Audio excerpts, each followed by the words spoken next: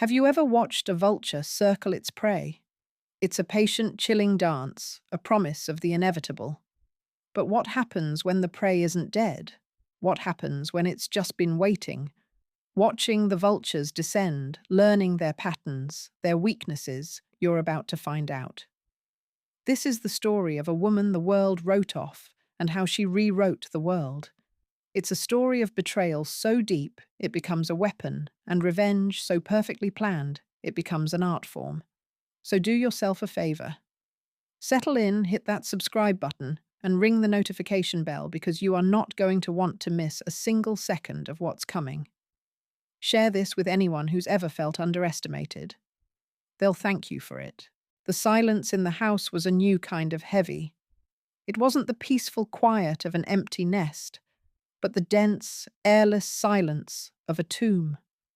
For 78 years, Elizabeth Sterling had moved through this house, her movements calibrated to the rhythms of another person. Now, the day after her husband Richard's funeral, the only rhythm was the frantic ticking of the grandfather clock in the hall, a sound she'd never truly noticed until it was the only one left. She sat on the edge of a severe white leather sofa she'd always hated, her hands folded in her lap, a ghost haunting the final hours in her own home. The air still smelled faintly of lilies and polished wood, the lingering scent of a well-attended farewell. The front door opened without a knock. Her children, Daniel and Chloe, entered, not like mourners returning to comfort their mother, but like consultants arriving for a scheduled demolition.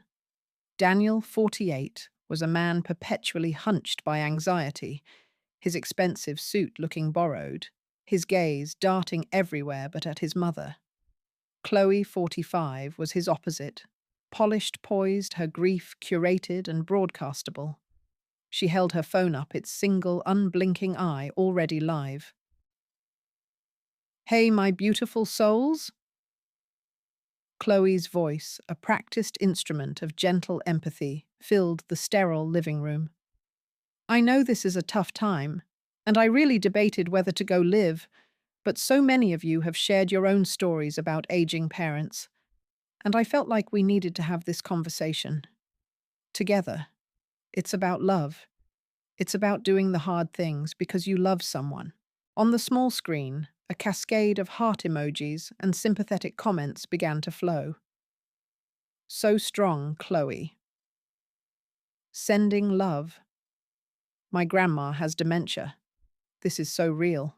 Elizabeth watched not the phone, but the reflection of the room in its dark screen. She saw a distorted version of herself, small and still, while her daughter's face, perfectly framed, loomed large. Daniel shifted his weight from foot to foot, clearing his throat. "Mom," he started, his voice cracking slightly. "We need to talk about next steps." Chloe glided over to the marble coffee table, her movements fluid for her audience. She placed the phone on a small tripod she produced from her designer handbag, ensuring the shot captured all three of them in a tableau of familial concern. Then she slid a glossy brochure across the cold surface. The title bloomed in cheerful, sunny letters. "Golden Sunset Senior Living. A new dawn for your golden years. We found the most wonderful place, Mom." Chloe said, her voice dropping to a conspiratorial whisper for her followers, but loud enough to feel like a shout in the silent room. "It's not a home. It's a community. They have water aerobics and a book club, even a social media class." She smiled, a perfect, white, dazzling smile. "You'd love it. It's safe. The staff is incredible. We've already spoken to them. They're ready for you." Daniel finally looked at her, his eyes pleading. "It's for the best, Mom. You can't manage this big house alone. The finances, the upkeep. Dad handled all of that. We're worried about you. This is a proactive solution. A proactive solution." The words hung in the air, cold and clinical. It wasn't a discussion.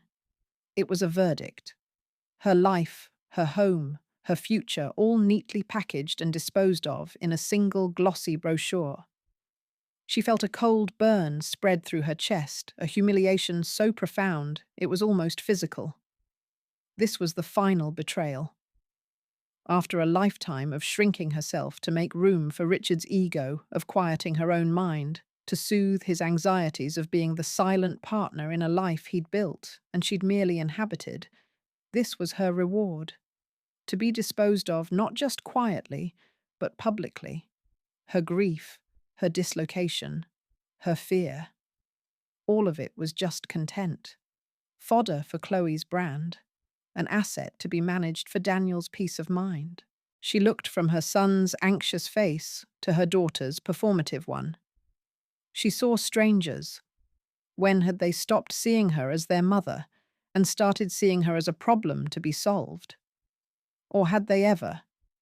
Perhaps she had always been a supporting character in their lives, just as she had been in their father's, a silent, reliable piece of the set. And now the play was over and the set was being struck. Elizabeth said nothing. She simply stared at the brochure. At the smiling, silver-haired couple on the cover, walking hand in hand on a path so pristine it looked like plastic. The silence stretched. To Daniel it was relief. To Chloe it was confirmation. They mistook her shock for frailty, her rage for resignation. "See?" Chloe murmured to her phone. She understands. It's hard, but she knows it's from a place of love. This is what honoring your parents looks like, everyone. It's not always easy, but it's always right. A notification chimed. Chloe's face lit up. "Oh, wow, you guys. The brand that makes my favorite calming tea just commented. They're offering a 20% discount code, Chloe Cares." How sweet is that? Elizabeth lowered her eyes. The cold burn in her chest had frozen into a single sharp point of ice. Her silence wasn't assent. It was the drawing of a breath before a war. They had mistaken the stillness of a predator for the paralysis of prey. It was a mistake they would come to regret. This house had never been a home. It was an argument Richard had won before she even knew they were fighting. He had called it their masterpiece, a monument to his success as a real estate developer, but she knew what it truly was. It was a cage, a beautiful, spacious, sun-drenched cage, designed with the express purpose of surveillance. He was an architect of control, and this house was his primary instrument. She remembered standing with him on the empty lot decades ago, the California sun warm on her neck. He had unrolled the blueprints with a flourish. See Lizzie open concept. No walls, no secrets. Everything flows. A family should be like that. Completely open with each other. At the time, she'd thought it was romantic. It was only later, living within its glass walls and vast echoing spaces, that she understood the truth. There was nowhere to hide. From the kitchen, he could see into the living room, the dining room, the garden. From his upstairs office, a mezzanine that overlooked the main floor, he was a king on his throne, observing his quiet, orderly kingdom. She always felt watched. Even when she was alone, the house itself felt like his proxy, its sightlines, his gaze. He had controlled everything, always under the guise of caring for her. "Don't you worry your pretty little head about the bills, sweetheart," he'd say, patting her hand as he whisked away the mail. "That's man's work." She was a trained accountant before they married a woman with a sharp, analytical mind, but he had gently, systematically dismantled her confidence until she believed his narrative. Elizabeth Sterling was sweet but simple, a wonderful hostess, a devoted mother, but utterly incapable of navigating the complexities of the world beyond her front door. Her friends, one by one, had drifted away. Richard found fault with all of them. "That one's a gossip, Lizzie. This one's a gold digger. You're too trusting. It's my job to protect you from people like that." Her world shrank until it was composed of only him and the children they raised in his image. The children who now sat opposite her, diagnosing her with the same gentle, patronizing tone he had always used. She had learned that silence was the path of least resistance. An opinion was an argument waiting to happen. A desire was an inconvenience. Her compliance was not a personality trait. It was a survival mechanism honed over 50 years of silent negotiation. She had traded her voice for peace, her autonomy for a fragile sense of security. She had believed it was a fair exchange. But now, staring at the brochure for Golden Sunset Senior Living, she saw the full cost of that transaction. Her silence hadn't bought her peace. It had bought her this, a ticket to her own irrelevance. Her children didn't see a person to be respected. They saw the character their father had created, a sweet, simple, incompetent woman who needed to be managed. They had inherited his perspective just as surely as they had inherited his jawline. Her obedience had been a shield. She was only now realizing it could also be a cloak under which she could finally, after all these years, begin to move unseen. Richard was gone. The warden had left the prison, but his guards, his own children, were trying to move her to a smaller cell. A new thought, cold and clear, pierced through the fog of her grief. What if she just said no? The thought was so foreign, so revolutionary it made her heart beat faster, but she smothered it for now. A lifetime of strategy wasn't unlearned in a day. You don't show your enemy your new weapon the moment you forge it. You wait. You watch. And you let them continue to believe you are exactly who they think you are. The transition to Golden Sunset was a blur of polite efficiency. Strangers packed her life into boxes, their movements swift and impersonal. They labeled her memories with black marker kitchen, linens, sentimental. Chloe directed the operation, occasionally pausing to film a short, poignant video about the bittersweet process of letting go. Daniel handled the paperwork, his face a mask of strained competence, avoiding her gaze as he signed her away. The drive itself was silent. The hum of the luxury car, a cocoon, separating them from the world. Chloe was on her phone answering comments. Daniel was on his checking stock prices. Elizabeth sat in the back, a passenger in the final journey of her old life. Golden Sunset was exactly as the brochure had promised, pristine, orderly, and utterly devoid of life. The air was a sterile cocktail of bleach and lavender air freshener, a smell designed to mask the underlying scent of decay and despair. The floors shone with an unnerving gleam. The staff, dressed in crisp, pale blue uniforms, moved with a practiced, detached politeness. They smiled with their mouths, but not their eyes. It felt less like a home and more like a high-end laboratory. Her room was small, beige, and anonymous. It had a bed, a dresser, a small armchair, and a window that looked out onto a perfectly manicured square of lawn that seemed too green to be real. A single bland painting of a seascape hung on the wall. It was a room designed for waiting. That first night, sleep was an impossibility. The silence here was different from the silence at the house. It wasn't heavy. It was thin and brittle, stretched taut over the muffled coughs and quiet groans of the other residents. It was the sound of loneliness multiplied by 100. After hours of staring at the ceiling, tracing the patterns of the water stains she imagined were there. Elizabeth slid out of bed. The thin carpet was cool beneath her bare feet. She pulled on her robe, her movements slow and deliberate, a ghost in this new, smaller machine. The hallways were long, dimly lit corridors of closed doors. Each door represented a life, a story, now condensed into this final beige chapter. She walked without a destination, her soft-soled slippers making no sound on the linoleum. She was drawn by a sliver of light from under a door marked Director's Office. Hushed voices spilled into the corridor. She recognized one of them instantly. It was Daniel. She flattened herself against the cool wall, her heart a frantic drum against her ribs. She angled her head, listening. Daniel's voice was tight, with a familiar panicked edge she knew from his childhood nightmares and his adult business failures. You don't understand.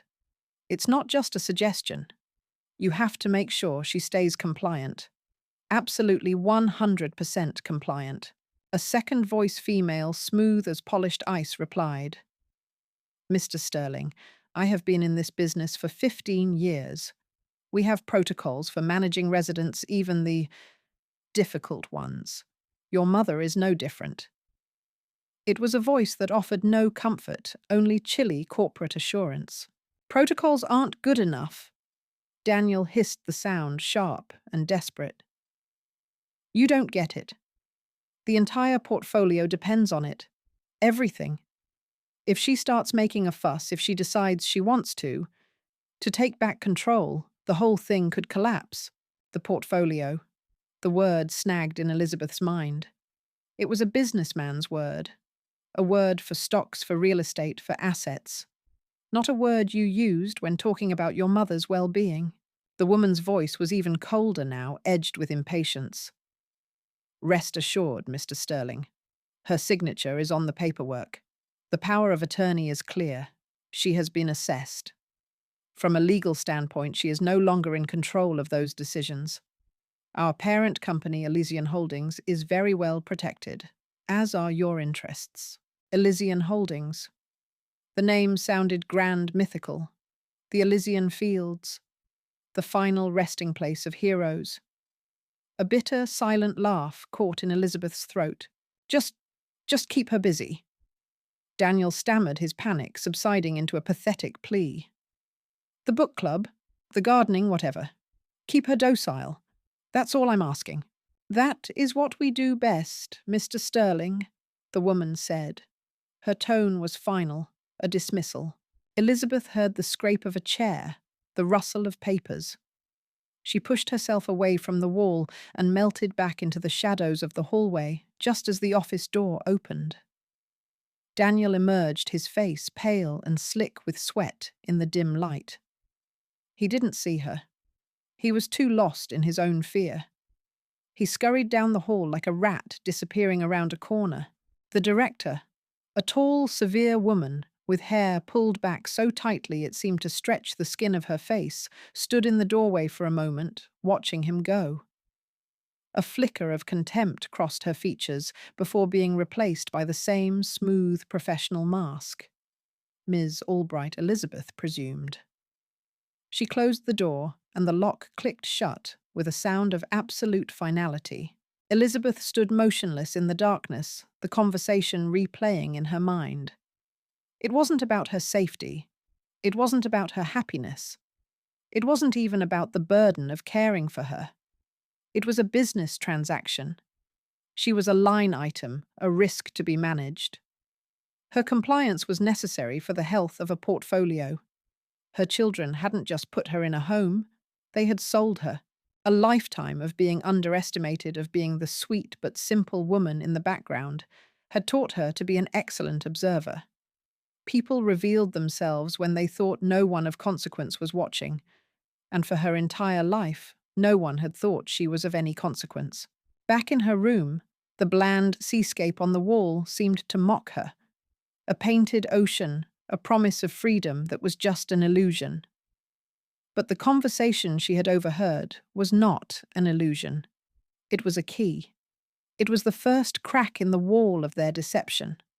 A seed of suspicion planted in the fertile ground of her betrayal had just broken through the soil.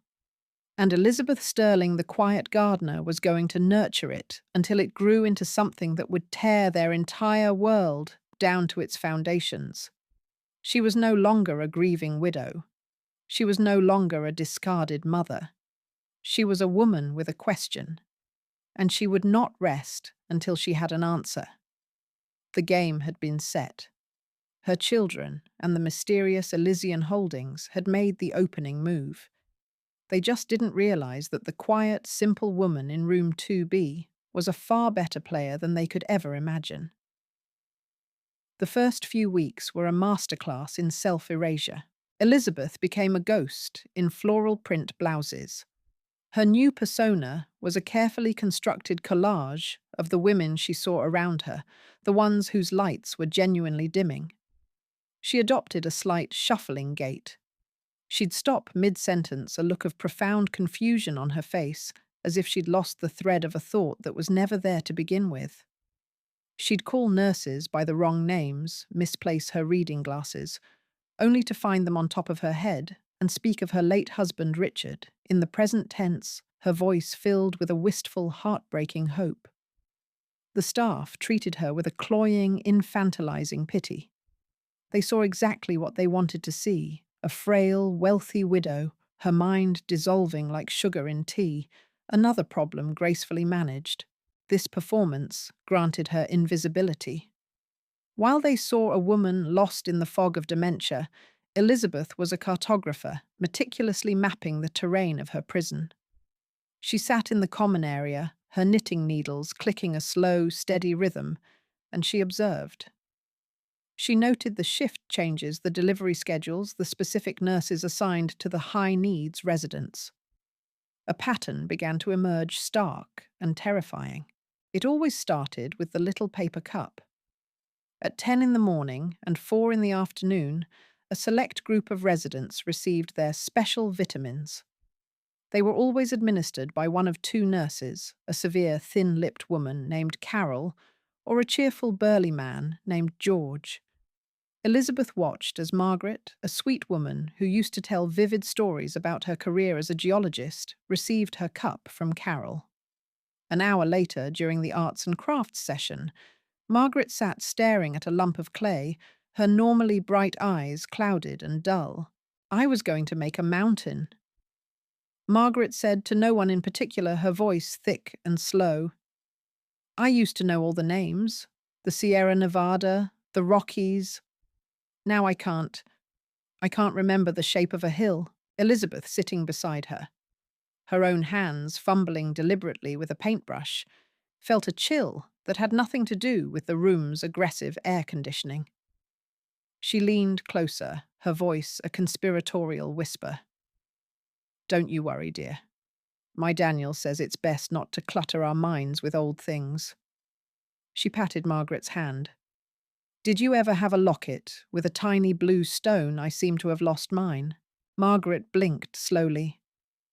"My pearls," she whispered, a flicker of distress crossing her features before being washed away by the chemical tide. "My husband John, he gave them to me. The nurse, the kind man George. He said he would put them in the safe for me, so I wouldn't lose them." She looked down at her hands. "That was last month. I should ask for them back. For the Sunday social."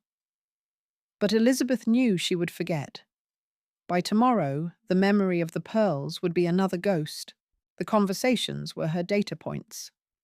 In the garden, she'd help Eleanor, a former literature professor, pull weeds.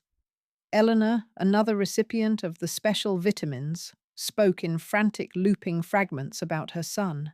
"He was just here, you know," Eleanor said, yanking a dandelion with surprising force. "He brought papers. So many papers. Said they were for taxes. He helped me sign them. My hand was shaking so badly." She looked at Elizabeth, her eyes wide with a fear her medicated mind couldn't fully grasp. "He said it's to protect the lake house from the government. But I had a dream last night that the house was empty. All the books were gone, missing jewelry, confusing financial documents, sudden precipitous memory loss that went far beyond normal aging, and always the special vitamins. It wasn't care. It was a process, a systematic dismantling of a human being. They were being hollowed out, their memories and their net worth extracted with chilling efficiency until all that was left was a docile, compliant shell. Golden Sunset wasn't a facility for the elderly. It was a harvesting station. Daniel's words from that first day echoed in her mind, no longer a son's callousness, but a businessman's objective. The entire portfolio depends on it. Her portfolio. Margaret's. Eleanor's. They were all just assets in a column waiting to be liquidated. The weight of this knowledge was immense, a physical pressure in her chest.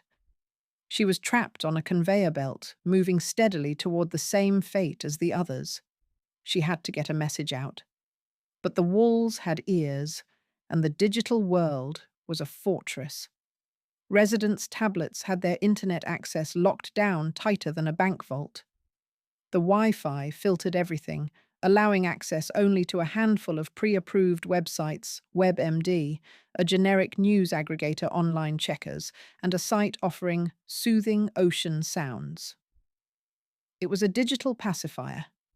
Any emails sent from the facility's portal were monitored, a fact made clear by a polite little disclaimer at the bottom of the screen. She was utterly technologically alone.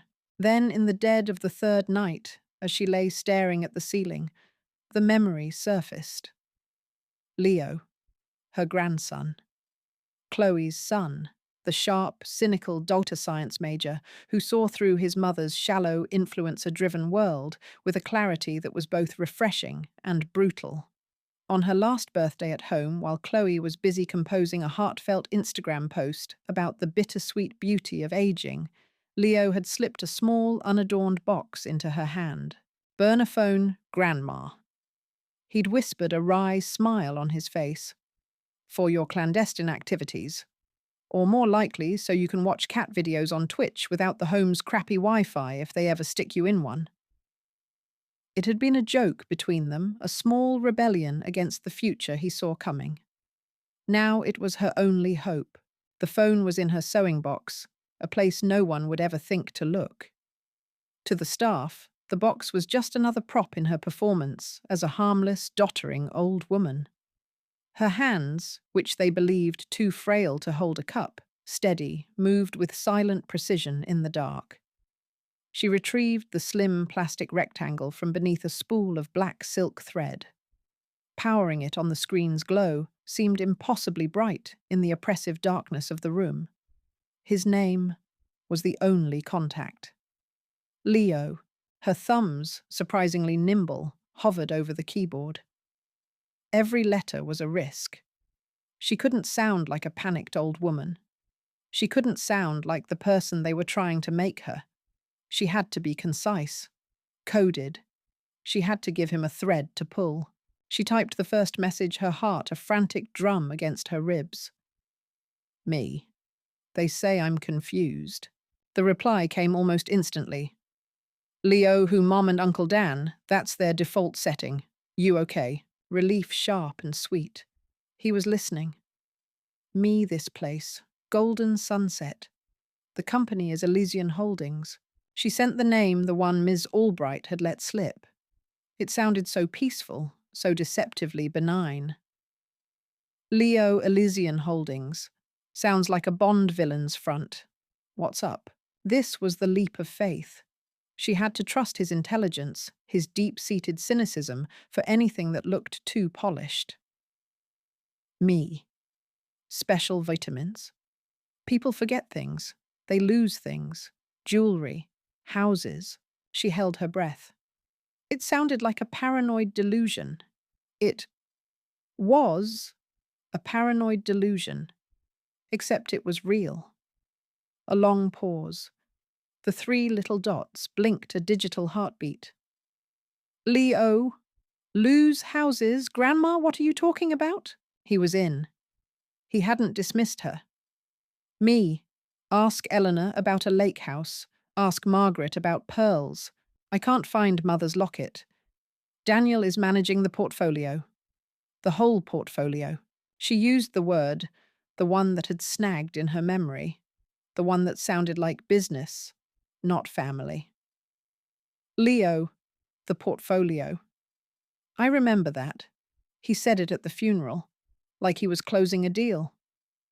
"Okay, I'm on it. What do you want me to find?" "Me everything. Find out what Elysian Holdings is, what they really do. Please, Leo. Be quiet. They see everything here." Elio, my major, is literally finding things people try to hide. Don't worry, Grandma. I'll be a ghost. Talk soon. Stay away from the vitamins. Me, I love you. Leo, love you too. Hang tight. She switched off the phone, the screen going dark, and slipped it back into its silk and thread coffin. The room was still the same. The air still smelled of antiseptic and despair. But something had shifted. A line had been cast from her island of isolation. The ghost in the machine now had an accomplice on the outside. The wait was agonizing. For 2 full days, Elizabeth moved through her routine in a state of suspended animation. She played her part, the docile, confused woman, while every fibre of her being screamed with impatience and fear. The burner phone remained silent in its hiding place, a small, dense brick of potential hope or absolute disaster. The call came on the second night. Not a text, but a direct call that made the phone vibrate silently but violently inside the sewing box. She fumbled to retrieve it, her hands shaking. "Leo?" She whispered, her voice barely a breath. She was huddled in a small, unused linen closet at the end of the hall, the air thick with the scent of bleach and old cotton. "Grandma." His voice was different. The cynical, laconic edge was gone, replaced by a raw, vibrating tension. "Grandma, it's worse than we thought. It's so much worse." He was speaking quickly, the words tumbling over each other. "Elysian Holdings. It's not a company, it's a web. A goddamn labyrinth of shell corporations and offshore accounts. It's designed to be impossible to trace. But I found the Minotaur." "What is it, Leo? Tell me." "It has 2 arms, Grandma. 2 main operations. The first one, God. It tracks back to a pharmaceutical firm called Innovatus Labs. The name sounded clean, hopeful. Elizabeth knew it was anything but. And they're monsters," Leo said, his voice dropping to a furious whisper. "I had to go deep, use some unconventional search methods. They specialize in experimental cognitive and memory-altering drugs. Their official trials are clean, but they have a shadow history of using vulnerable people for unethical, off-the-books testing. Political prisoners in Southeast Asia, impoverished villagers in Africa, and now, apparently, senior citizens in California. The side effects in the leaked data I found: catastrophic memory loss, induced psychosis, cardiac failure. Richard, his sudden heart attack, the new supplements Daniel had been giving him. The thought a venomous serpent coiled in the pit of her stomach. It was too horrific to contemplate, but it refused to leave. "The vitamins," she breathed. "They're turning us into lab rats." "Worse," Leo said, and she could hear the click of his keyboard. "Your lab rats that pay for the privilege. That's the second arm. Elysian Wealth Management." He let out a bitter, humorless laugh. "It's a predatory legal machine. They work with crooked doctors to get residents declared incompetent. Then they get power of attorney, create these insanely complex trusts, and just liquidate everything. Houses, stocks, art heirlooms. They churn the money through fees and bad investments until it's all gone. It's a human asset stripping pipeline, and Golden Sunset is the final processing plant.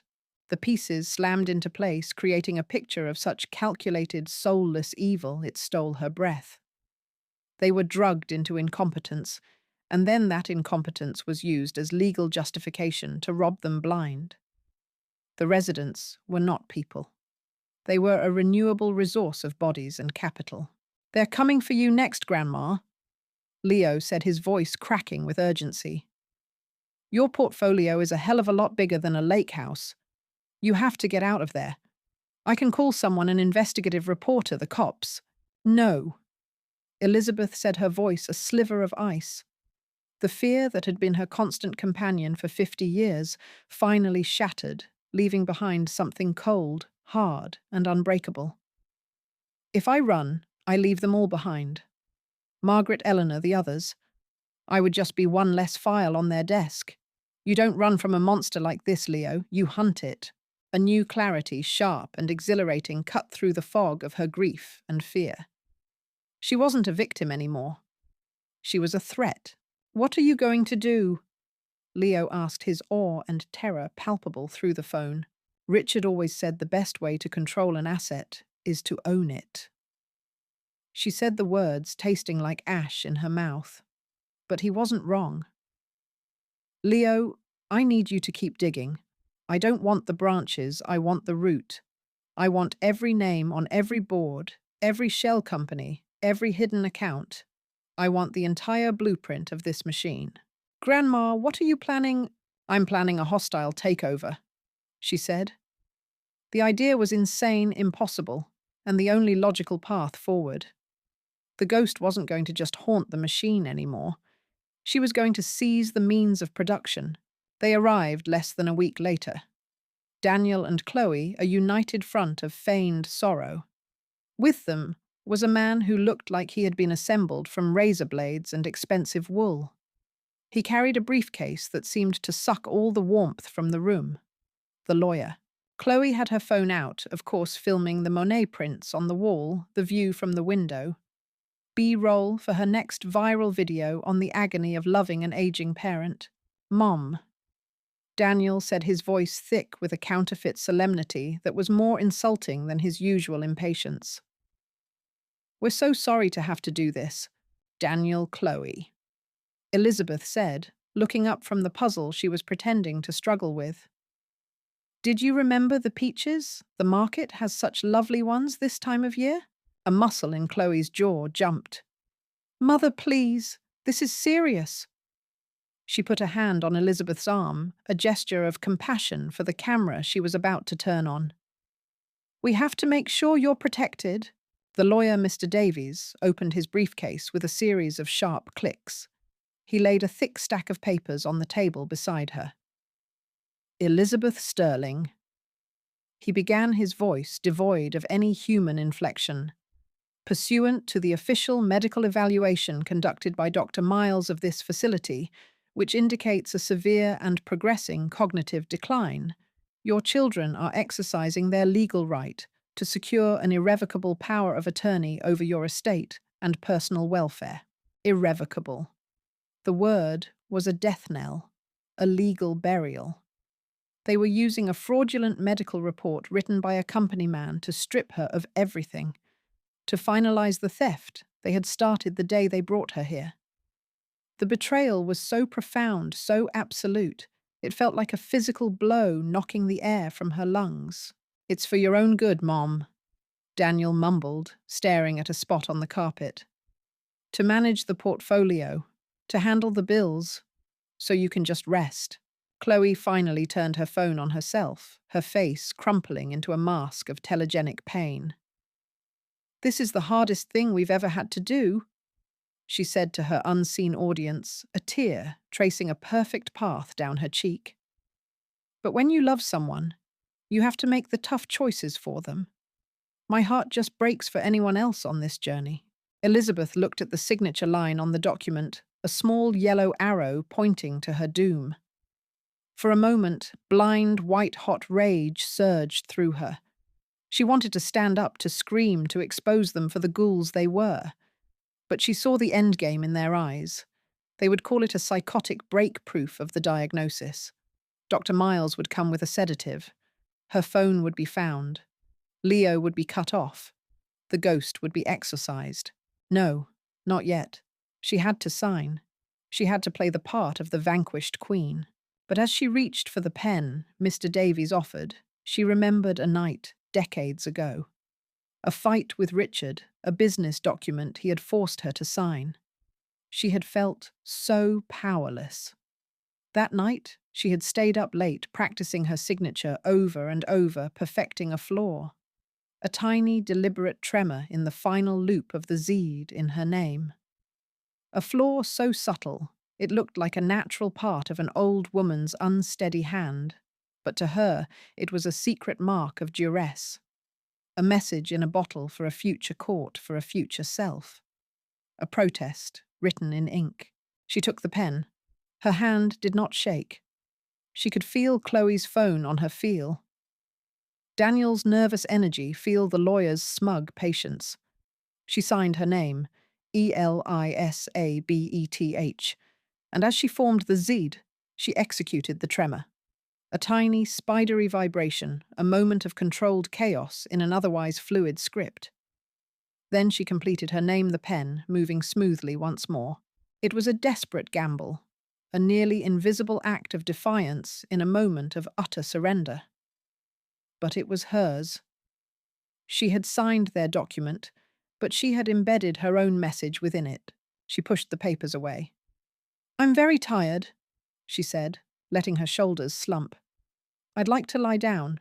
As the door clicked shut behind them, Elizabeth remained perfectly still.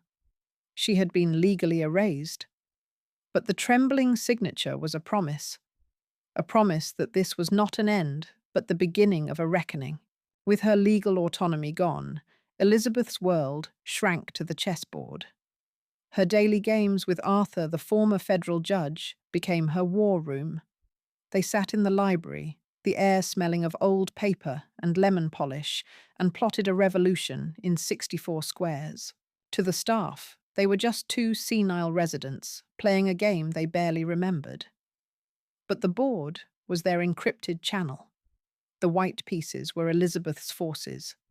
The black were Elysian holdings. Pawns were the low-level staff, the nurses and orderlies.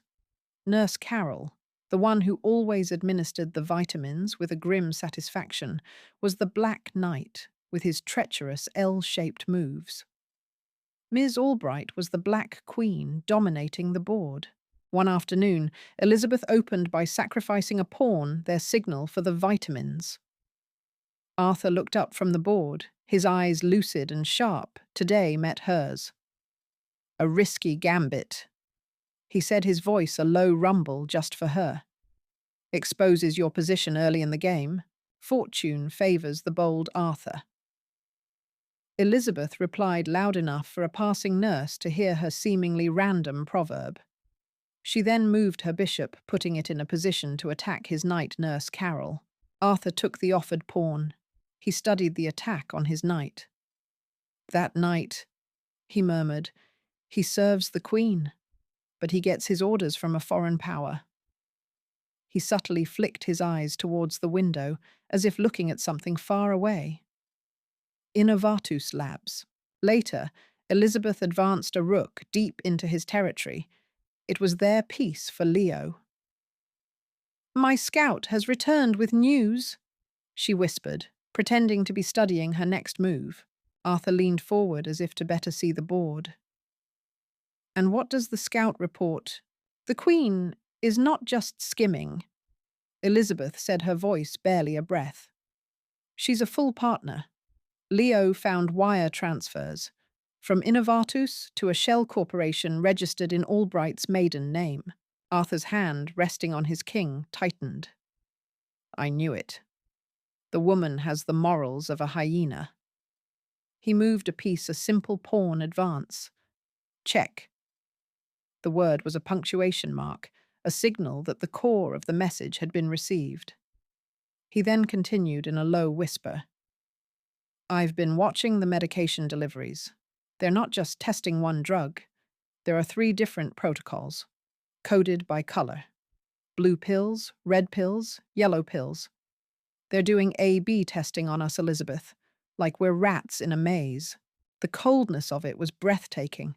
They weren't just being drugged, they were being sorted into test groups, each resident a data point in a monstrous experiment. "How do we fight back, Arthur?" She asked the question raw with a new urgency. "They have me in a legal cage. My own children built it." Arthur looked at the board. Elizabeth's white queen was penned in, surrounded by his black pieces. It looked hopeless. "When your most powerful piece is trapped," he said, his eyes glinting with the fire of 1,000 courtroom battles, "you don't try to break it out. You change the entire game. You attack from a direction they never see coming." He picked up one of his own captured pawns and tapped it on the side of the board. They think you are a pawn, Elizabeth, sweet but simple, destined to be sacrificed. He then looked her directly in the eye, his voice dropping to a conspiratorial whisper that held the weight of a final judgment.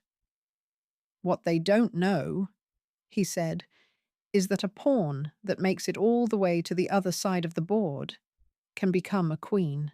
In that moment, the impossible idea that had sparked in her mind during the call with Leo, the hostile takeover, solidified. It wasn't madness. It was strategy. It was the only move she had left.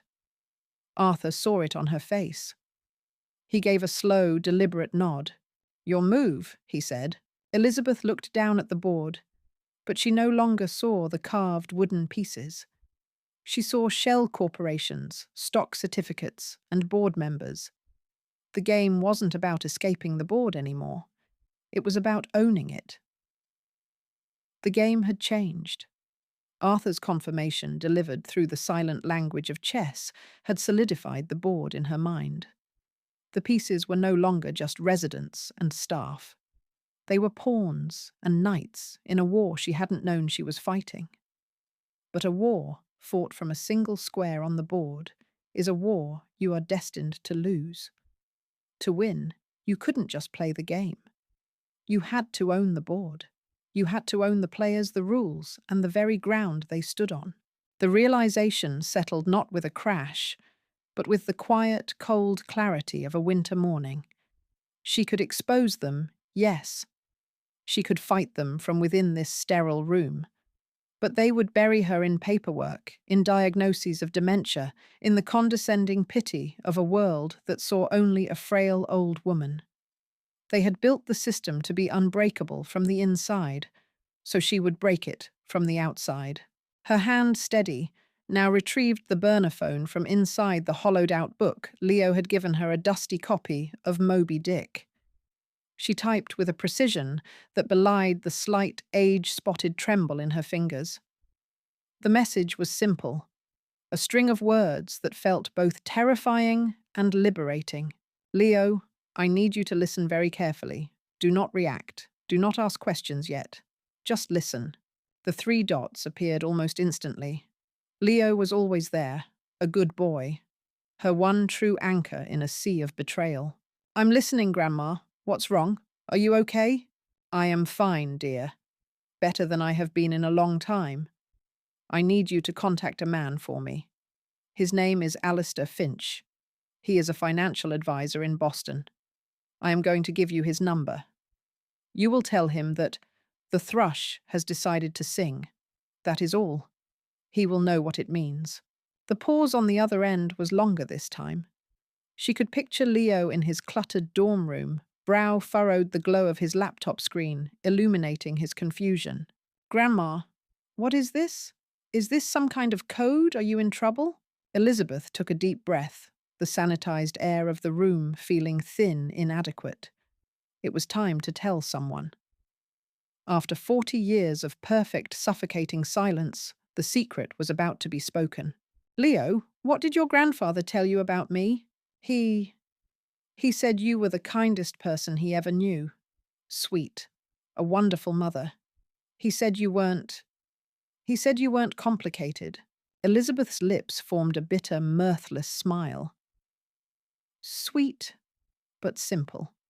That was his favorite phrase. He thought I was a delicate little bird content to chirp in the gilded cage he built for me. He was wrong. She typed the words, flowing out of her like water from a broken dam. "Before I married Richard, I was an accountant, Leo. A very good one. When we married, he insisted I stop working. A man of his stature, he said, couldn't have his wife worrying her pretty little head with numbers. He gave me a household allowance, a generous one by his standards, and every month he would ask to see the books.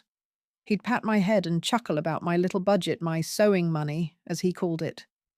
Pocket change to him. A joke. The memory was so vivid, she could almost smell Richard's cologne, a heavy scent of cedar and arrogance.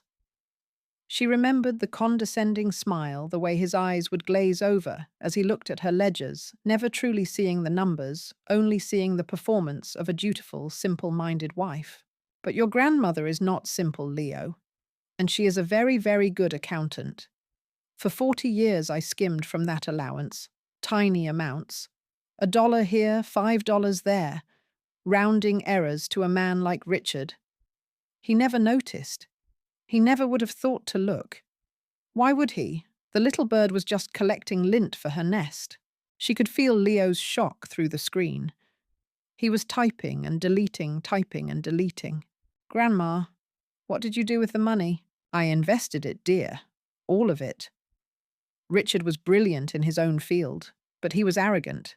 He only invested in things he thought he understood: real estate, oil, old industry. He dismissed the burgeoning world of technology. He called it a bubble, a fantasy for children. So I took his sewing money, and I bought the fantasy. She remembered the late nights after Richard was asleep, a single lamp illuminating her desk. The research, the stock tickers, the sheer exhilarating thrill of using the part of her mind Richard had tried to lock away. She'd bought into a little computer company building machines in a garage. She'd invested in a small biotech firm that was exploring something called messenger RNA. It was her one act of rebellion, her secret garden in the middle of a concrete prison. Leo Alistair Finch has managed that fund for me for the last 30 years. He is the only other person in the world who knows it exists. Not Richard. And certainly not Daniel or Chloe. They believe I have nothing but my widow's pension, and the shares in Elysian that Richard left me, shares they are so eager to control. Grandma, how much is the sewing money worth? Elizabeth paused. She looked around her room, at the beige walls, the clinical steel-framed bed, the window that looked out onto a manicured lawn she was not allowed to walk on freely. All of it purchased with the scraps from a rich man's table. The last statement Alistair sent me 6 months ago put the total value at just over $142 million. The phone in her hand vibrated with an incoming call from Leo. She declined it, her fingers moving quickly. No calls, Leo. Not here. Not ever. From now on, we communicate only through this device. They monitor everything else. I need you to be my hands and my voice in the outside world. I am going to dismantle Elysian Holdings. I am going to buy my own prison. And then I am going to burn it to the ground. Now call Alistair. Tell him the thrush is singing. The hours that followed were the longest of her life. She sat in her armchair, feigning a doze whenever a nurse checked in her mind, racing with 100 different scenarios. She had fired the first shot in a war nobody else knew had begun. The vulnerability was immense. Everything depended on Leo, on a man she hadn't spoken to in 3 decades, and on a fortune built from scorn. Late that night, the burner phone buzzed. A message from Leo. Okay, I've spoken to Alistair. Grandma. His voice changed when I said the code phrase. He said he's been waiting for this call for 20 years. He said, tell Mrs. Sterling the board is set and the pieces are in motion. He's creating a series of anonymous LLCs. He called them digital ghosts. He says the offer will be made in less than 48 hours. He also said something else. He said, your grandmother is the most brilliant and patient investor I have ever known. It is an honor to finally execute her endgame. Grandma. Who are you? Elizabeth smiled, a genuine smile this time, one that reached her eyes. She typed her reply. I am your grandmother, and I am very, very tired of being underestimated. The next 2 days were a blur of calculated, ruthless efficiency. From her sterile room, Elizabeth was the ghost in the machine, a silent commander directing a financial blitzkrieg. Leo became her field marshal, a 22-year-old student, orchestrating a 9-figure hostile takeover from his laptop between classes. He was a natural, his mind quick and agile, a sterling mind free from the poison of Richard's legacy. Alistair Finch was the strategist, a financial phantom, who moved with the speed and stealth of a master assassin. He established a dozen shell companies registered in Delaware, Nevada, and the Cayman Islands names like North Star Acquisitions, Argent Capital, and Helios Ventures. They were designed to be untraceable, a web of corporate entities that baffled any cursory inquiry. The offer landed on the desks of the Elysian Holdings board of directors like a thunderclap on a clear day. It was audacious, an all-cash bid 25% above market value. No negotiations, no conditions. A 72-hour window for acceptance. In the Elysian boardroom, a sleek, glass-walled space overlooking the city chaos erupted.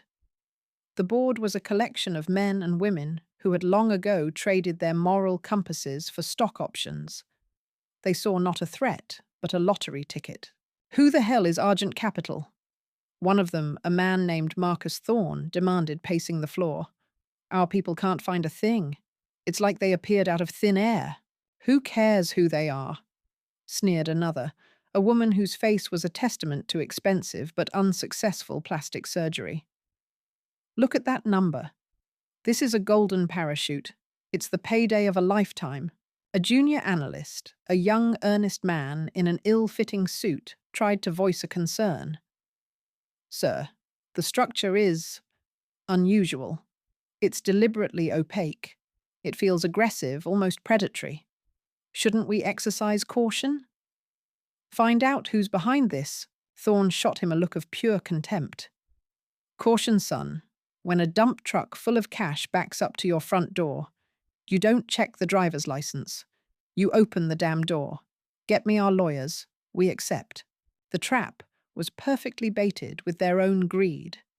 They were so focused on the money, so blinded by the sheer unexpected size of the offer, that they never once thought to question the source. Why would they? Their victims were old, sick, and isolated, powerless. The threat they had always assumed would come from a competitor, from regulators, from the world of business they understood. It would never, could never come from within the walls of a place like Golden Sunset. It would never come from the ghost in room 2B. Leo kept Elizabeth updated with a stream of terse messages. They're scrambling. Their lawyers are trying to stall, asking for source of funds verification. Alistair is running circles around them. He's routing the capital through 3 different international banks. They can't keep up. There's a rumor of a counteroffer. Alistair says it's a bluff. He's holding firm. The pressure is mounting. The board is voting in 1 hour. Alistair says their greed will win. He says men like that can't resist a sure thing. Elizabeth read the messages, her heart a steady, rhythmic drum against her ribs. She played a game of solitaire, the physical cards a comforting anchor in the digital storm she had unleashed. She ate her bland, overcooked dinner. She smiled placidly at the nurse who took her blood pressure. On the surface, she was the same quiet, compliant resident she had been for weeks. Beneath it, she was a predator waiting for the trap to spring. The final message came just as the sun was setting, casting long orange shadows across the pristine lawn. It was from Leo. It's done, Grandma. They accepted. Unanimously. The wire transfers are complete. The deal is closed. Congratulations. You are now the sole silent owner of Elysian Holdings. Elizabeth set down her fork. She looked out the window not at the sunset, but at the reflection of her own face in the glass. For a lifetime, she had been an asset, a possession. First her father's, then her husband's, then her children's. Now she was the owner. She owned the walls that confined her. She owned the staff that patronized her. She owned the company that was trying to drug her into oblivion and steal her last remaining pennies. She owned her children's inheritance, their portfolio, their entire future. A cold, hard smile touched her lips. The cage was still there, but now she held the key, and she was about to let the lions out. The summons was delivered by a new, nervous-looking orderly who had replaced one of the regulars. He handed her a crisp, embossed envelope, as if it might bite him. It was official Elysian Holdings letterhead. Her letterhead. She had Leo arrange it through a chain of command so bewilderingly complex that the instruction appeared to come from the ether. An urgent family matter regarding the Sterling portfolio to be held in Mrs. Sterling's room. Attendance for Daniel Sterling. Chloe Sterling Vance and Facility Director Albright was mandatory. They arrived precisely on time, a phalanx of smug impatience. Daniel, in a suit that cost more than a nurse's monthly salary, was already tapping at his phone. Chloe dressed in what she probably considered concerned daughter casual. A silk blouse and designer jeans was already framing the room in her mind for a potential TikTok update. Another tough day supporting Mom through this difficult transition. Family. First. Elder care. Ms. Albright trailed them, her face a mask of professional condescension. A file folder tucked under her arm. Mother. Daniel began, not bothering to make eye contact. We were in the middle of a meeting. This had better be important. Is there a problem with your room? Does the temperature need adjusting? I trust you're settling in well, Elizabeth. Ms. Albright added, her voice smooth as oil. We find that a consistent routine is key. Any disruption can be so jarring. Chloe drifted towards the window, wrinkling her nose slightly at the faint smell of antiseptic. Mum, if this is about getting more channel options on your TV, you really should have just spoken to one of the nurses. That's what they're here for. Elizabeth sat in her worn armchair, the one facing the door. She looked at them. Truly looked at them one by one. Her son, a man consumed by the desperate need to fill shoes that were never his. Her daughter, a woman so hollow she had to fill herself with the validation of strangers. And Ms. Albright, a corporate ghoul dressed in a sensible pantsuit. For a fleeting moment, a wave of something that felt almost like pity washed over her. It passed. She waited. She let the silence stretch, filling the small room, until it became uncomfortable, then unbearable. Daniel finally looked up from his phone, irritated. Well, what is it, Mother? Elizabeth's voice, when she spoke, was not the frail, hesitant whisper they were used to. It was calm, clear, and resonant, like a bell that had not been struck in 50 years. Ms. Albright, she said, her eyes fixed on the director. You're fired. The statement hung in the air, utterly incomprehensible. Ms. Albright blinked, a flicker of confusion crossing her features before the mask of professional control snapped back into place. She gave a small, tight laugh.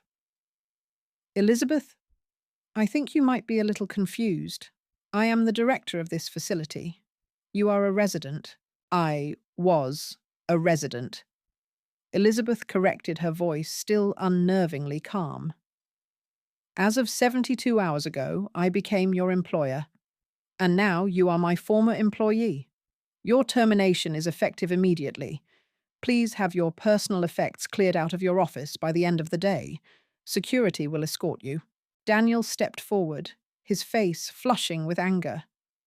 Mother, what is this nonsense? Have you been talking to that quack judge down the hall? This is exactly why you need to be here. You're having delusions. Am I, Daniel? Elizabeth's gaze shifted to him, and for the first time he seemed to notice the steel in her eyes. On Tuesday afternoon, the board of Elysian Holdings unanimously accepted an all-cash above-market value hostile takeover bid from a consortium of anonymous LLCs. As of that moment, I became the sole owner and shareholder of this entire enterprise. I own Golden Sunset. I own the labs that supply your special vitamins. I own everything, including, as it happens, your power of attorney over my assets. She let that sink in. She watched the color drain from Chloe's face. She saw the dawning horror in Daniel's eyes as the gears in his mind, so accustomed to calculating profit and loss, finally processed the impossible truth. Ms. Albright's jaw had gone slack, her corporate composure shattering into a million pieces. That's That's not possible. Daniel stammered, shaking his head. Where would you get that kind of money? Father's portfolio is tied up. You have nothing but his pension. Ah, the portfolio. Elizabeth said, a faint, cold smile playing on her lips. Yes, let's talk about that. Consider your power of attorney, which you and your sister so graciously arranged for my own good, to be null and void. I have already informed my legal team.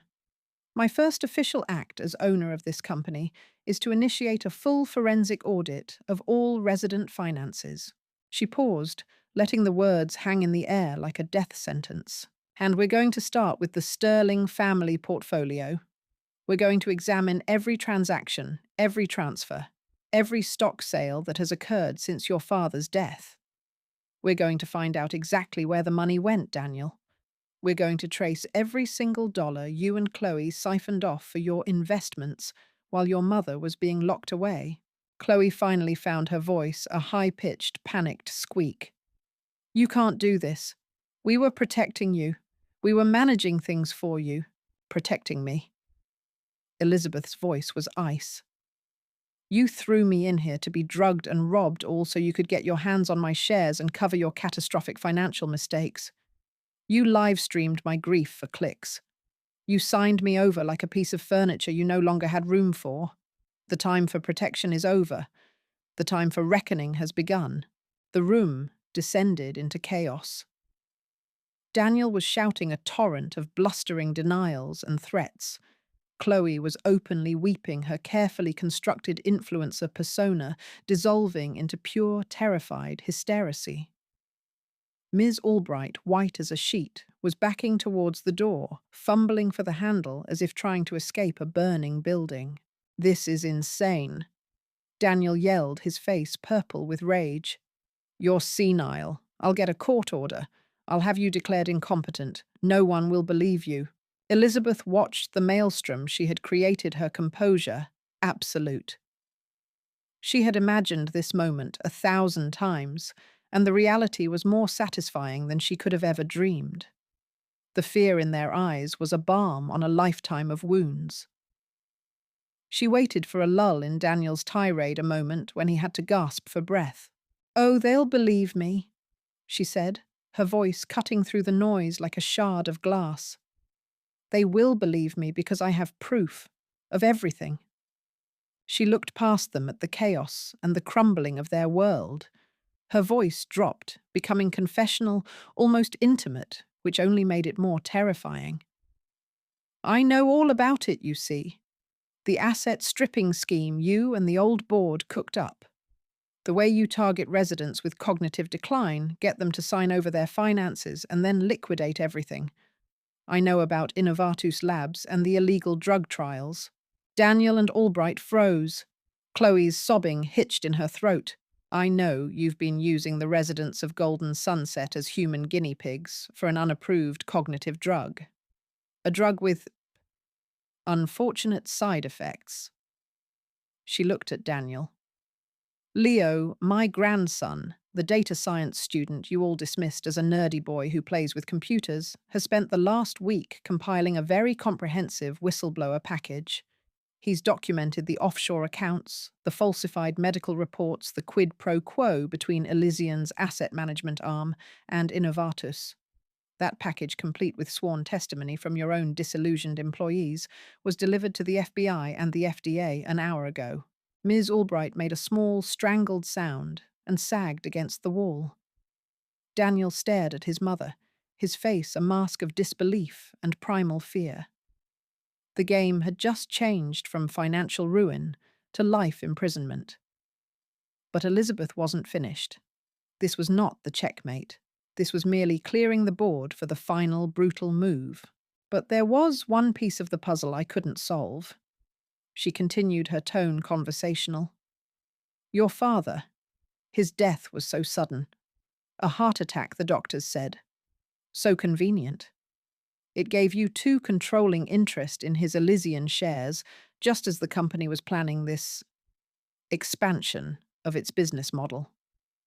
She reached down beside her chair and lifted a thick manila envelope, placing it on the small table beside her. So, I had my own questions. I paid for my own investigation. A private autopsy. She slid a single glossy sheet of paper from the envelope. A toxicology report. Richard did have a bad heart. That much is true. But that's not what killed him. According to this, his system was flooded with a massive dose of a potent, unapproved experimental drug, a cognitive enhancer known to cause cardiac arrest in subjects with pre-existing heart conditions. She looked up from the paper, her eyes locking onto her children. The very same drug you've been testing on the residents here. The air in the room became thick, heavy, impossible to breathe. The sound of Chloe's panicked gasps was the only thing that broke the horrifying silence. You see the problem? Elizabeth stated, her voice devoid of all emotion. It was the voice of pure, inescapable fact. I was his wife, but in his final weeks, you managed his care entirely. You were so helpful. You insisted on personally administering all his medications to make sure he didn't forget. She let the implication hang there, a guillotine suspended over their heads. The only people with access to his medication, the only people who could have given him that dose. She said, her voice dropping to a whisper that was louder than any shout. Were you two? The truth landed. It was not just a corporate crime they were covering up. It was not just elder abuse. It was patricide. They hadn't just sacrificed their mother to protect their inheritance. They had sacrificed their mother to hide the fact that they had murdered their father. Daniel's face crumpled, the rage and arrogance replaced by the raw, vacant terror of a trapped animal. Chloe let out a long, low wail of utter despair, sliding down the wall to a heap on the floor. It was over. All of it. The lies, the greed, the breathtaking cruelty. All of it laid bare in a cheap, sterile room. And then another sound pierced the suffocating silence of the room. Faint at first, then growing steadily, unmistakably louder. It was a siren. Then another and another, weaving together in the distance, drawing closer with every passing second. Leo's call had been perfectly, beautifully timed. Elizabeth looked at the broken forms of her children. There was no triumph in her gaze, no joy, only a profound, desolate emptiness. The checkmate had been delivered, and all it had cost her was everything. The piercing wail of sirens grew from a distant cry to a consuming scream, washing over the sterile quiet of Elizabeth's room at Golden Sunset. The sound didn't signify chaos to her. It was the sound of a lock finally turning, of a heavy door swinging open. Outside, the flashing red and blue lights painted the manicured lawns in frantic, lurid colours, a stark contrast to the placid beige of the facility's walls. It was the end of a long, silent war and the first day of a very loud peace. The aftermath was not a quiet affair. It was a digital and broadcast explosion. The Golden Sunset scandal became a national obsession overnight. It had everything a ravenous news cycle could desire: a beloved family name dragged through the mud, corporate malfeasance on a horrifying scale, and at its dark heart, a betrayal so primal it felt like a violation of a natural law. News channels ran with it 24/7. Somber-faced anchors with furrowed brows spoke in grave tones. Tonight, a story of unthinkable greed from the heart of California's elder care industry. Montages flickered across screens, the gleaming, welcoming sign of Golden Sunset, then a jump cut to police tape stretched across its doors. A corporate headshot of a smiling Daniel Sterling, then the raw, grainy footage of his perp walk his expensive suit, rumpled his face, a mask of disbelief and terror. He looked small, stripped of the inherited authority he wore like a second skin. But it was Chloe who became the true face of the scandal. Her fall was spectacular, a perfect, brutal morality tale for the social media age. One day, her TikTok and Instagram feeds were a masterclass in curated perfection. Chloe demonstrating a 5-minute gratitude meditation, sunlight streaming through her pristine kitchen. Chloe posing with her mother, a caption reading, "Making sure Mum is safe and loved." Family first. Elder care. The next, those same platforms were flooded with her mugshot. The image was a masterpiece of Schadenfreude. Her mascara was smeared into black rivers down her cheeks. Her lips, usually plumped and glossed, were pale and trembling. The carefully constructed facade had not just cracked, it had been atomized. The comments sections, once filled with heart emojis and praise, became a digital pillory. From "Blessed to Sixt Busted," one top comment read. Another, "Guess that grief for her dad was just her audition for a Netflix true crime doc." Her entire digital footprint was recontextualized as evidence of a sociopathic performance. The live stream she had made of forcing her mother into the home was downloaded and replayed millions of times, now seen for what it was: the prologue to an attempted theft of a life and the cover-up of a murder. Elizabeth saw none of this firsthand. She had no interest in the public spectacle. Her world for a time shrank to a series of quiet, air-conditioned rooms with government-issue furniture. She sat across from federal investigators, men and women with tired eyes and sharp minds, who had seen the worst of human nature, but were still visibly stunned by the scale of this. They would slide documents across the table, recordings, financial statements. Mrs. Sterling, a young, earnest FBI agent named Martinez, would begin, "Can you walk us through the corporate structure of Elysian Holdings as you understand it?" And Elizabeth, in her calm, measured voice, would lay it all out. She didn't need notes. She had absorbed the entire architecture of the predatory machine during her hostile takeover. She was both its final victim and its new owner. This unique position made her the perfect witness. Elysian was the public-facing entity. She would explain, her fingers steepled. It owned the real estate and managed the brand. But the real money moved through 3 subsidiary shell corporations registered in Delaware. The first, Ethelred Assets, handled the liquidation of resident property. They used an algorithm to identify undervalued heirlooms and real estate, which were then sold to a pre-selected group of private collectors well below market value. She would pause, letting them catch up on their note-taking. The second, Viridian Trust Management, was where the financial predation occurred. They used the power of attorney documents, often signed under duress, or when a resident was heavily medicated, to drain investment portfolios and redirect pension funds. My son Daniel personally oversaw this division. His portfolio, as he called it, was not the family's. It was the combined wealth of 50 residents. The agents would exchange a look. This was more organized than they had imagined. And the third, Agent Martinez prompted, that was the darkest part of it. Elizabeth said, her voice dropping slightly. A holding company called Soteria Partners. It had a single purpose: to funnel a percentage of the profits to Innovatus Labs, the pharmaceutical company in Switzerland. In return, Innovatus supplied Golden Sunset with their experimental drugs. Soteria's books were designed to look like legitimate research and development grants. It was a closed loop. The residents provided the cash to buy the drugs that would incapacitate them, making it easier to take the rest of their cash. She was a ghost in their machine, and now she was giving them the blueprints. She explained her duress signature, providing them with authenticated examples from decades past, a secret language of defiance that would invalidate the power of attorney, and every document signed since.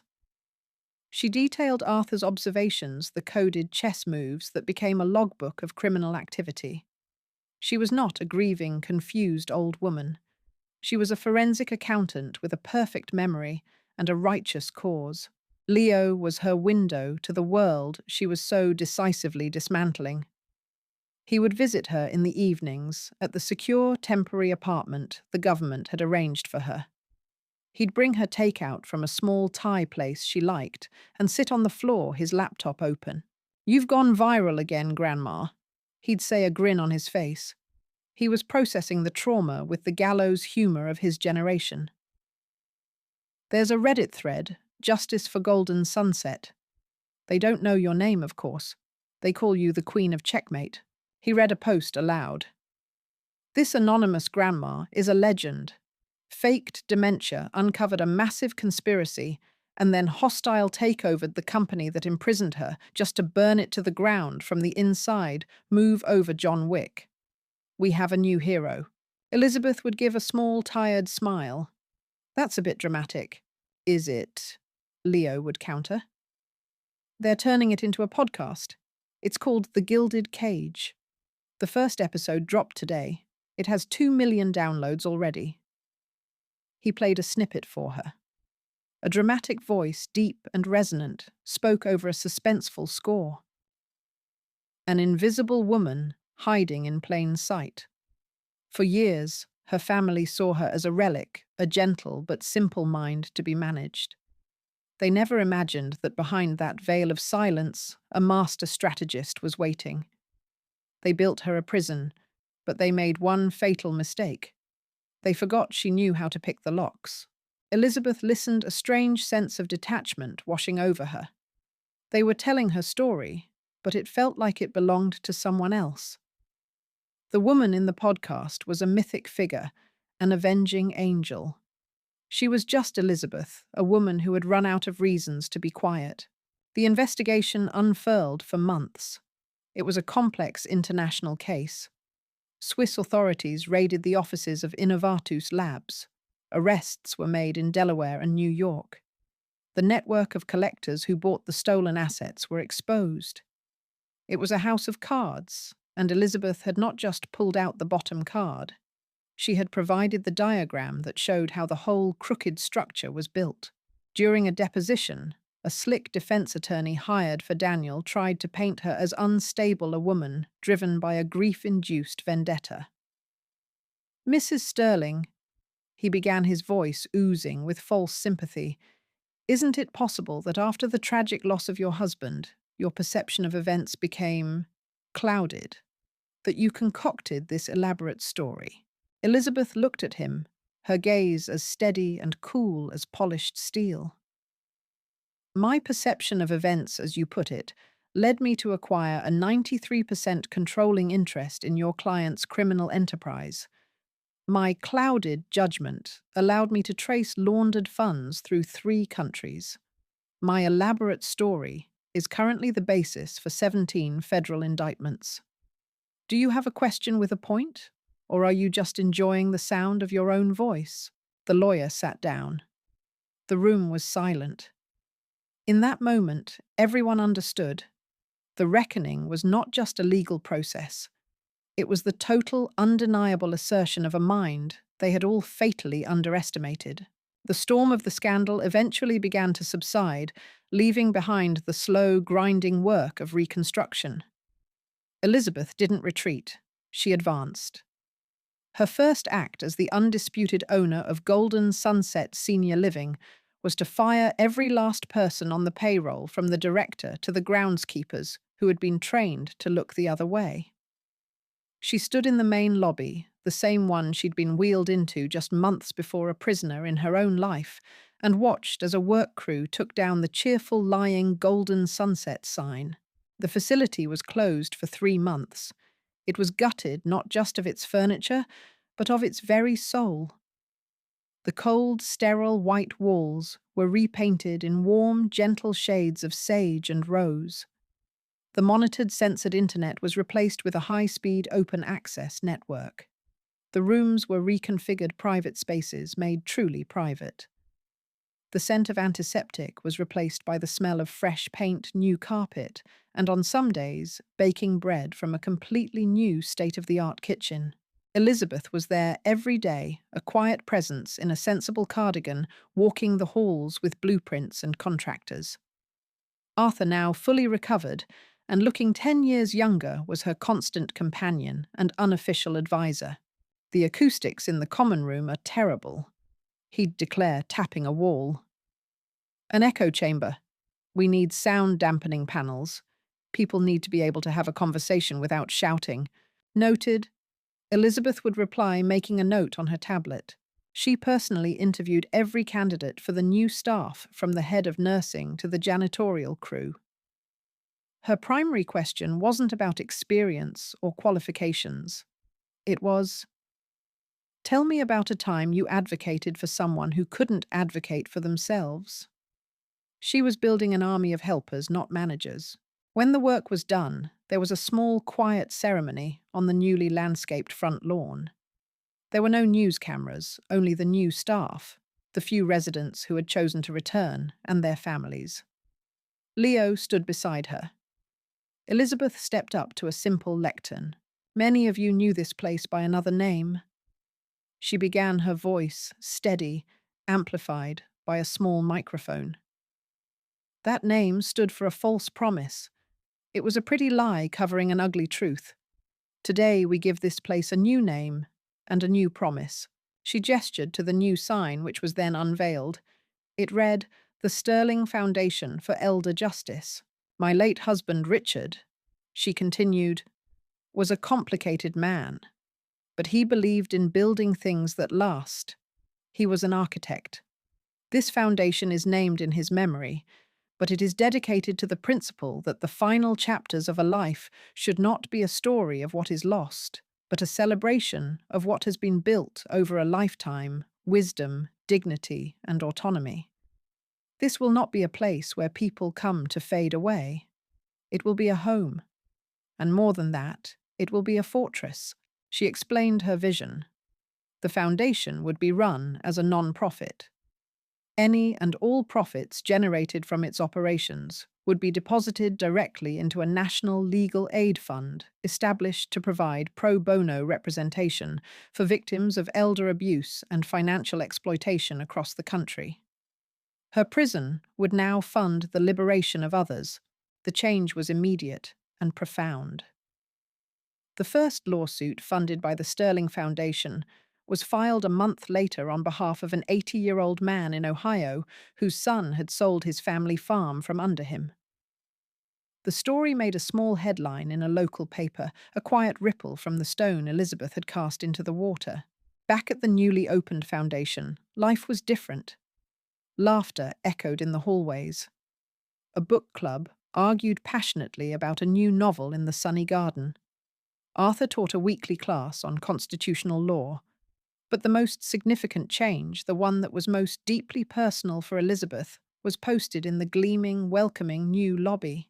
It was a simple framed document on the wall next to the reception desk, printed in a clean, elegant font. Visiting hours. It listed the generous new hours. Monday, Sunday, 9:00 a.m., 9:00 p.m. We believe that connection to family and community is vital to the health and happiness of our residents. The doors are always open, but it was the small text at the bottom, an addendum below the cheerful welcome, that contained the true weight of Elizabeth's victory. Arthur had helped her draft it, ensuring it was legally airtight and emotionally devastating in its cold, bureaucratic finality. The narrator would read it slowly, deliberately. A special addendum regarding visitation. For any family members, trustees, or legal guardians formally charged with or legally implicated in the physical neglect, emotional abuse, or financial exploitation of a resident past or present visiting hours are hereby permanently cancelled. We suggest you forward any and all inquiries to your parole officer. It was not a scream of rage. It was the quiet, confident click of a deadbolt sliding into place. It was a line drawn in the sand, not with passion, but with the unassailable authority of law and ownership. It was a public declaration that the ties of blood were not unconditional, and that forgiveness was a privilege, not a right. She had not just cut her children out of her will. She had cut them out of her world with the same impersonal precision they had used on her. Her story was no longer about them. It was about her. and her new story had no visiting hours for the ghosts of her past. The seasons turned. The Sterling Foundation flourished, becoming a model for ethical elder care nationwide. The legal fund grew a quiet, powerful force for justice in courtrooms across America. But Elizabeth's work was done. Her goal was never to be a queen on a throne, not even a benevolent one. Her goal was liberation. And true liberation meant letting go. After 2 years of ensuring the foundation was stable, its mission secure, and its leadership sound, she did the final, most important thing. She sold the entire operation, the building, the brand, the mission, to a highly respected national non-profit healthcare system. She structured the deal to ensure that the name and the legal aid fund would be preserved in perpetuity. She had built the fortress, and now she was handing the keys to trusted guards. Her war was over. The final scene is not in a boardroom or a courtroom, or even the beautiful, thriving community she had built. It is hundreds of miles away, on the wild, wind-swept coast of Oregon. The camera finds Elizabeth on the porch of a small, weathered cottage painted the color of sea foam. It's a simple place, sturdy and unpretentious, nestled in a grove of wind-battered pines overlooking the Pacific. She bought it with a fraction of her original sewing money, the seed from which her entire secret fortune had grown. She is not dressed in the power suits she wore to board meetings or the sensible cardigans of her time as a foundation director. She's wearing a thick, comfortable wool sweater and worn denim jeans. Her hair, now fully silver, is pulled back, loosely strands of it, escaping to dance in the salt-laced wind. She is 79 years old, and she looks timeless. She holds a steaming mug of tea in her hands, her gaze fixed on the horizon, where the grey, churning ocean meets a vast, open sky. The air is filled with the cry of gulls and the rhythmic crash and sigh of the waves. It is the sound of immensity of a world without walls. Leo is with her. He's sitting in a wicker chair nearby his laptop balanced on his knees. He's no longer just a student. He's an author. He types the final words of a manuscript, then closes the laptop with a soft click. It's done, he says, his voice full of a quiet reverence. The last chapter. Elizabeth turns her head, a soft, genuine smile gracing her lips. It's a smile free from the weight of performance or pain. What did you call it? The Open Horizon, he replies. I thought it was fitting. She nods, turning back to the sea. It is. They sit in comfortable silence for a long moment, the silence of shared understanding, not of secrets. Do you ever... Leo begins, then hesitates. Do you ever think about them? Elizabeth doesn't pretend not to understand who they are. She takes a slow sip of her tea, considering the question. She looks out at the endless expanse of water. Sometimes, she says, her voice as calm as the deep ocean. I think of 2 children I once knew. A little boy who was so desperate for his father's approval, he would break his own toys to get it. A little girl who learned that her value was in the reflection she saw in other people's eyes. She pauses. I feel a great sadness for those children, but the adults they became, they are strangers to me now. Their story is over. It's being told by lawyers and courts. It has nothing to do with me anymore. She looks at the horizon, at the place where the sea and sky bleed into one another. The setting sun breaks through the clouds, casting a path of brilliant, shimmering gold across the water. It is not a golden cage. It is a golden road leading to everywhere. For the first time since I was a girl, she says more to herself than to Leo. My life is entirely my own. I'm not a wife. I'm not a mother. I'm not a victim or a CEO or a hero on a podcast. She takes a deep breath of the cold, clean air, and a look of profound, unshakable peace settles on her face. I am just Elizabeth, and I am free.